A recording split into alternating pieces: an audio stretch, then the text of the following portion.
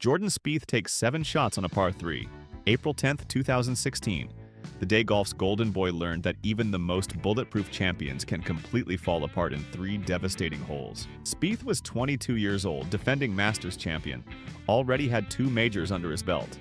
He'd led 7 straight rounds at Augusta National, a feat not even Tiger Woods had managed. As he made the turn on Sunday with a 5-shot lead, we were watching the birth of a dynasty. Then everything collapsed. Bogey at 10. Okay, no big deal. Bogey at 11. Getting dicey, but still leading. Then came the 12th hole. Golden Bell, where dreams go to die. First ball, splash, right into Rays Creek. Second ball, splash again. Same water hazard. By the time he walked off that green, Spieth had made quadruple bogey 7. In 30 minutes, he went from leading by 5 to trailing by 3. The look on his face said everything. Pure disbelief. This wasn't supposed to happen to Jordan Spieth. He was Mr. Consistency, the guy who seemed immune to pressure. But golf has a way of humbling everyone. And April 10th, 2016 was Spieth's turn. Danny Willett won that Masters, but everyone remembers Spieth's meltdown. Years later, he'd insist, "I didn't choke." Maybe he's right. Maybe it was just a technical flaw that picked the worst possible moment to show up. But for everyone watching that Sunday, it felt like witnessing something we'd never seen before. Speaking of Masters meltdowns, let's talk about the collapse that all other collapses are measured against. Greg Norman, 1996, the mother of all meltdowns. Norman starts Sunday with a 6-shot lead. 6 shots. That's not a lead, that's a canyon. In the previous 60 years of Masters history, nobody had ever lost a lead that big in the final round. Well, somebody had to be first. The Shark was paired with Nick Faldo, and you could literally see Norman crumbling hole by hole. His trademark swagger disappeared. The confident strut became a defeated trudge. Shot by shot, the lead evaporated. Norman shot 78. He turned a 6-shot lead into a 5-shot defeat. It was so painful that even Faldo, normally stone cold, hugged Norman afterward and said, "I don't know what to say." What can you say? How do you console someone who just lived through their worst nightmare on global television? But here's the thing about meltdowns. Sometimes they create champions. Rory McIlroy, 2011 Masters, learned this the hard way. Baby-faced, 21-year-old from Northern Ireland with a mop of curly hair and the golf world at his feet. McIlroy had been crushing it all week. Opened with a bogey-free 65, took a 4-shot lead into Sunday. The coronation was planned. Then came the 10th hole. His ball ended up between the cabins. Yes, cabins. Most people didn't even know there were cabins on Augusta National. The TV cameras had never shown them before. That's how far off the map Rory had gone. By the 13th hole, his ball was swimming with the fish in Rays Creek. Final damage, 80. He went from leading the Masters to shooting the highest score in the field. But here's what makes this different from other meltdowns. McIlroy used it as fuel. 2 months later, he won the US Open by 8 shots, then the PGA Championship, then the Open Championship. That Masters collapse didn't break him, it made him. If you're loving this video, subscribe now and help us hit 10,000 golf fans by month's end. Now let's talk about a meltdown that happened in slow motion over 4 agonizing holes. Adam Scott, 2012. Open Championship at Royal Lytham. Scott had a 4-shot lead with 4 holes to play. 4 shots? That's like having a 3-touchdown lead in the 4th quarter. But then came the collapse nobody saw coming. Bogey at 15. Okay, no big deal, still 3 ahead. Bogey at 16. Getting nervous, but still leading by 2. Bogey at 17. Lead down to 1. By the time Scott reached the 18th tee, you could feel the weight of an entire nation's expectations crushing down. Meanwhile, Ernie Els had finished his round hours earlier, posting a score nobody thought would win. He was probably halfway through his practice round when Scott started his collapse. Els went from preparing a runner-up speech to hoisting the claret jug. The cruel irony? Scott would win the Masters the following year, but this Open Championship haunted him. 4 holes, 4 bogeys, 1 devastating collapse. Speaking of devastating, let's revisit Dustin Johnson's 2010 PGA Championship at Whistling Straits. This wasn't just a meltdown. This was a rules nightmare that cost DJ his first major. Johnson's leading on the final hole, 1 par away from his first major title. His tee shot sails right into an area where crowds had been walking all week. No big deal. Players hit it into the crowd all the time. But here's where it gets crazy.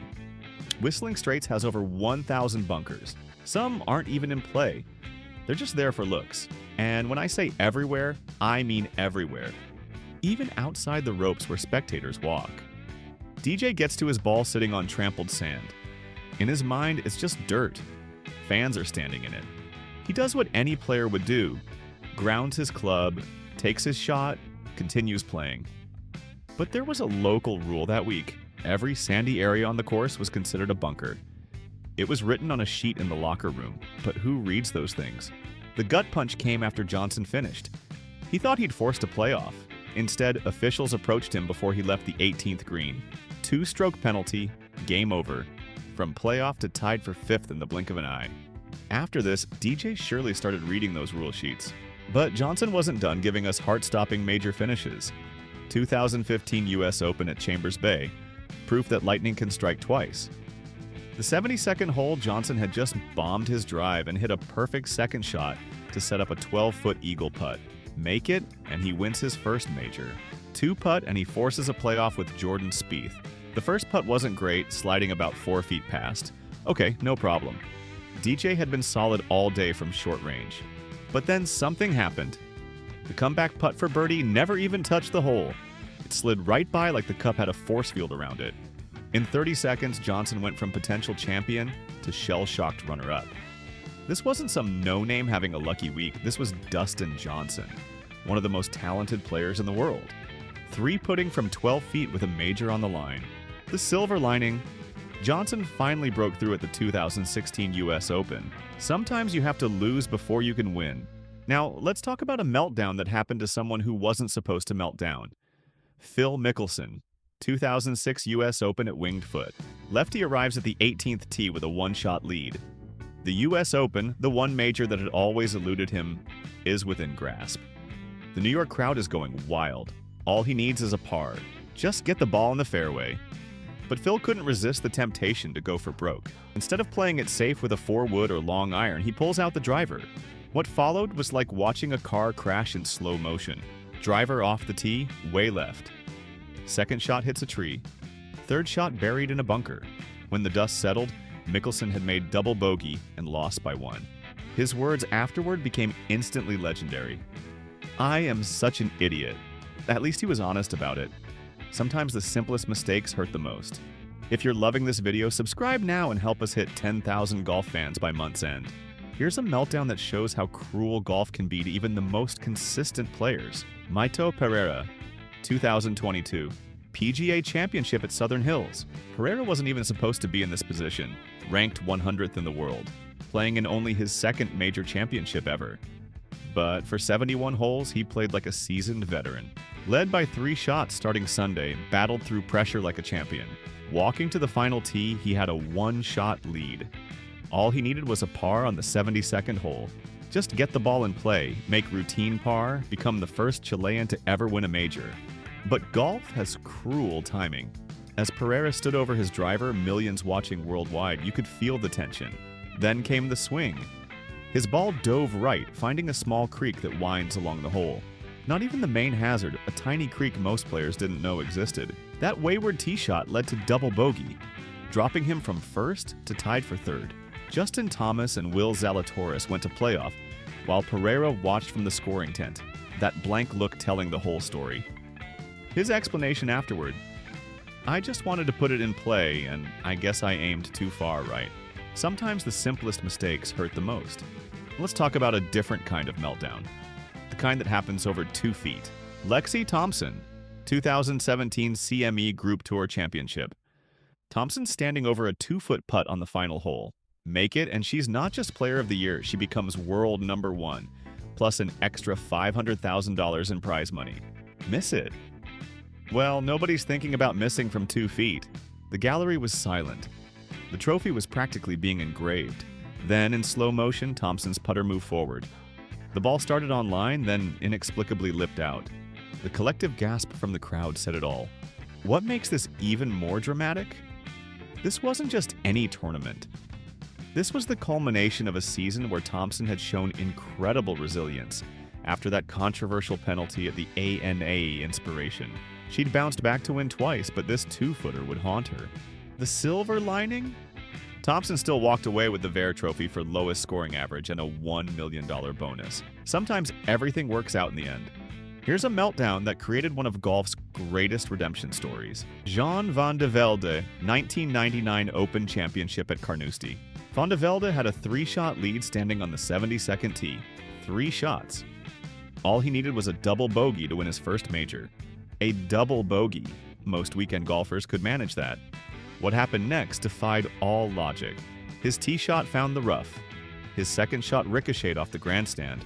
His third shot found the water. By the time he walked off that green, he'd made triple bogey and forced a playoff. Paul Lawrie won that playoff, but Van de Velde's collapse became legendary. The image of him rolling up his pants, contemplating hitting from the water, is burned into golf history. But here's the beautiful part. Van de Velde never let it define him. He played with joy, smiled through the pain, and became one of golf's most beloved figures. Sometimes how you handle failure matters more than the failure itself. Let's end with a meltdown that shows even legends aren't immune to pressure. Tiger Woods, 2009 PGA Championship at Hazeltine. This was Tiger in his prime. 14 majors, seemingly invincible. He'd won the US Open the year before on a broken leg. Nothing could stop him, except for one Sunday at Hazeltine. Tiger shot 75 in the final round, his worst final round score in a major as a professional. Y.A. Yang became the first player to come from behind and beat Tiger in a major. It was a changing of the guard moment that nobody saw coming.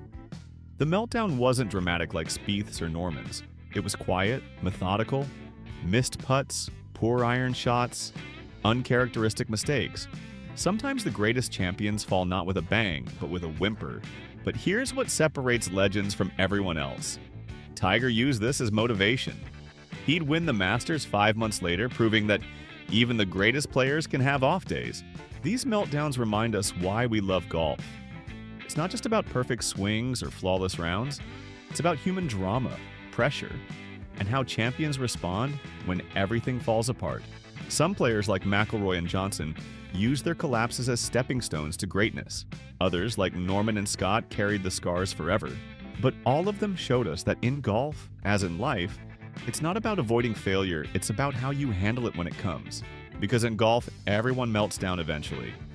The question isn't if, it's when and what you do next.